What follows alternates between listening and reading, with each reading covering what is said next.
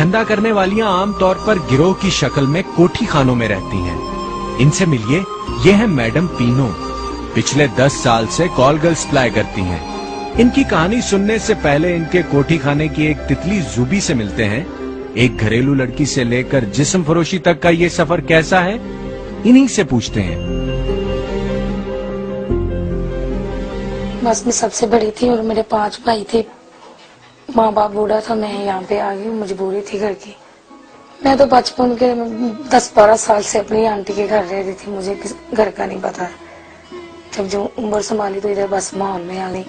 जब इधर आई थी तो माहौल देखा, मुझे नहीं पसंद लगा। फिर मजबूरी ऐसी पड़ी कि इधर शौक के लिए नहीं और मजबूरी के लिए रहना पड़ा।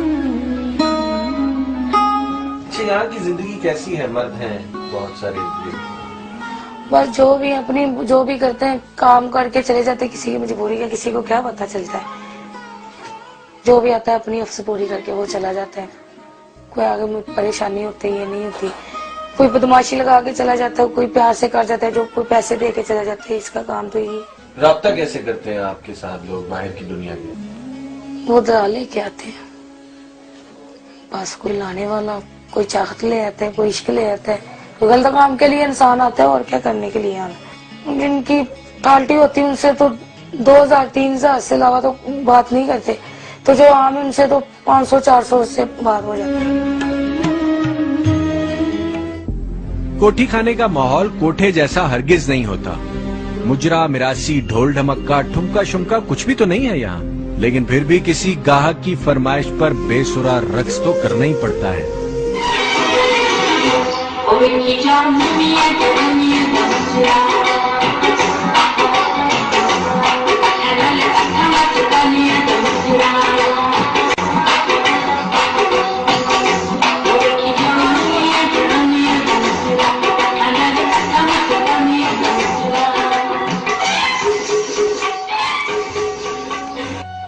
कोठी खाने का कारोबार यहाँ पर पाई जाने वाली रंग बिरंगी तितलियों की बदौलत ही चलता है।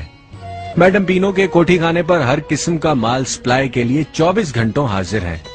इनसे मिलिए, इनका नाम और पेशा क्या है, ये खुद ही बताएंगी।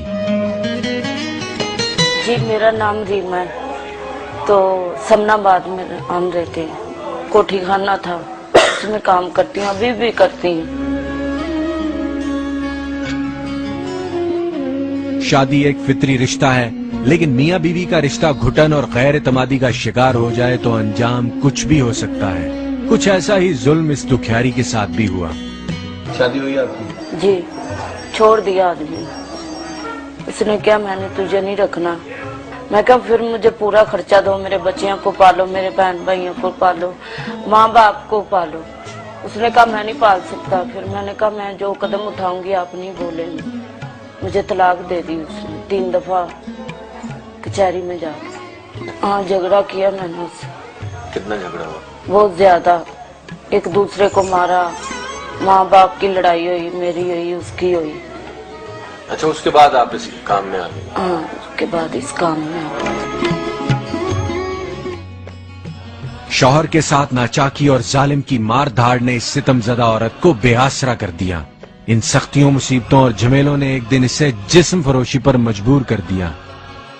एक औरत मुझे मिली थी, उसने कहा 2000 मेरे से ले ले और चले मेरे साथ। मैंने 2000 लेके अपनी माँ को दे दिया। मैंने कहा ये लो अंडी उंडी पकाओ घर में।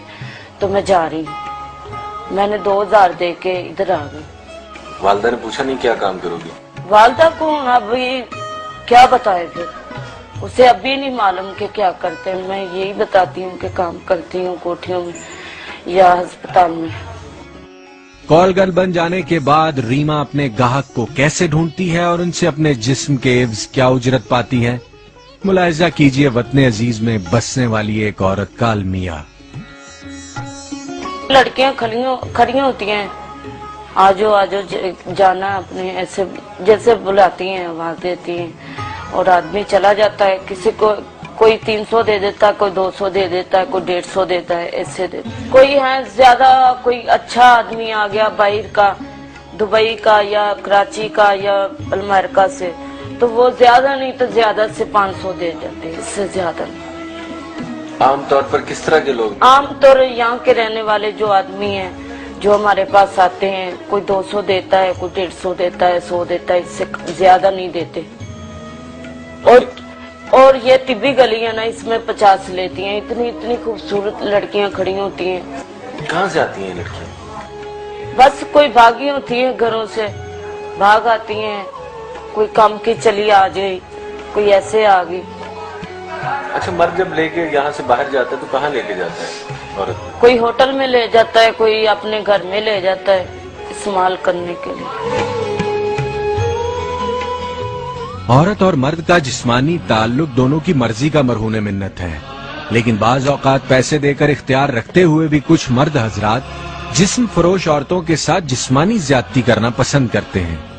औरत को मजबूर और बेबस पाकर दरिंदों की तरह फाड़ खाने का रुझान जहालत की निशानी है। कोई ऐसे होते हैं, कोई मारते हैं औरतों को, बाल खींचते हैं, काटते हैं, 2000 में ले जाते हैं। आगे दिल चाहे तो 20 आदमी है, ऐसे कोठी बनी हुई है, 20 आदमी है तो वो एक के साथ कर रहे हैं और ज्यादती कर रहे हैं, मार रहे हैं, शराबा पी के ऐसे ज्यादतियां कर रहे हैं।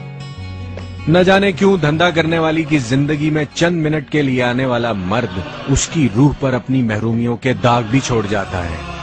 जिस्म फरोश औरत भी इंसान है, गाहक ये हरगिज नहीं सोचता। औरत से क्या चाहते हैं, बस ज्यादती कर लेते हैं।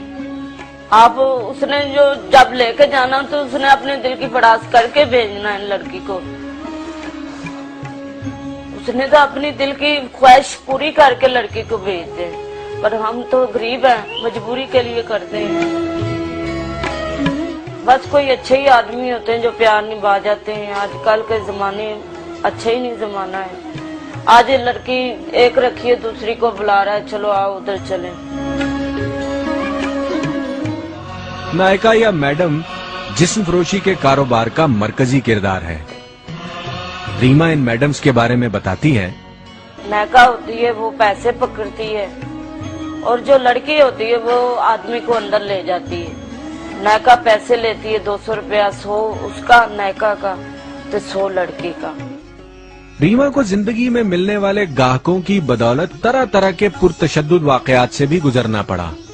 अय्याश मर्दों को अक्सर औकात मामूली सी रकम के एवज लंबी तफरी दरकार होती है।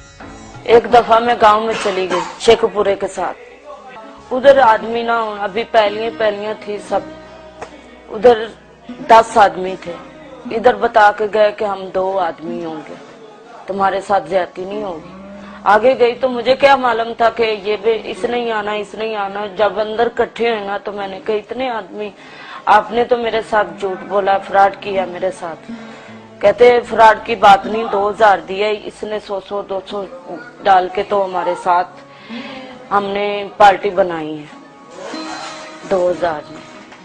तो उस दिन से बाद फिर एक दिन गई होटल में, तो होटल में इधर से कह के गए कि हम 2 आदमी हैं, तो आगे से 15 आदमी।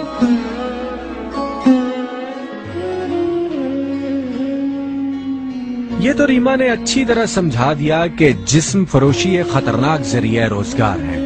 कदम कदम पर औरत के लिए मौत है, तरह तरह की जिल्लतें और खतरा भी है। ये सब कुछ जानते हुए भी ये धंधा क्यों करती हैं? इस सवाल के जवाब में रीमा बोली, बस मजबूरी है, क्या करें। जो हमारे बहन भाई छोटे छोटे हैं, अगर कोई हमारी अच्छी जिंदगी में आ जावे, हमको सब कुछ ले दे, तो हम इस काम में बैठे नहीं, ये जगह में छोड़ दें। इस काम के लिए तो हमारा दिल एक मिनट क्या एक पल भी नहीं चाहता कि हम ये काम करें। हमारा दिल भी चाहता हम नमाज पढ़ें, नहाएं धोएं, अच्छे रहें, साफ सुथरे रहें, 5 वक्त नमाज पढ़े। हमारा दिल चाहता है, पर क्या करें, मजबूर।